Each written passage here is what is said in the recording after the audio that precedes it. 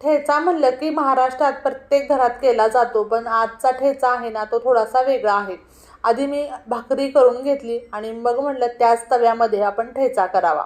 तर इथं हिरवी मिरची, लसूण, एक मोठा कांदा मी परतून घेते. कसं होतं की मुळा हा सिजनेबलच मिळतो, पण हा मुळा प्रत्येकालाच आवडतो असं होत नाही, कारण त्याला थोडासा उग्रवास असतो, त्यामुळे लहान मुलं बरीच जण आवडीने खात नाहीत. पण मुळा खाल्ल्यामुळे आपल्या शरीराला खूप सारा फायदा मिळतो. मुळ्यामध्ये एकतर ते कंदमुळं आहे, खाली जमिनीमध्ये येतं, त्यामध्ये पाण्याचं प्रमाण भरपूर आहे, फायबरचं प्रमाण भरपूर आहे, त्यामुळे पोट ज्यांचं स्वच्छ होत नाही त्यांच्यासाठी तर उत्तमच आहे. सोबत ज्यांना वेट लॉस करायचं आहे त्यांच्यासाठी सुद्धा मुळा एक उत्तम पर्याय आहे. तर याचा डिटेल व्हिडिओ मी स्वाद रेसिपी चॅनलवरती अपलोड केलेला आहे. चॅनल सर्च करत असताना स्वाद रेसिपी क्षमा शिकलगार असं जर टाईप केलं तर चॅनल पटकन सर्चिंगमध्ये येतं आणि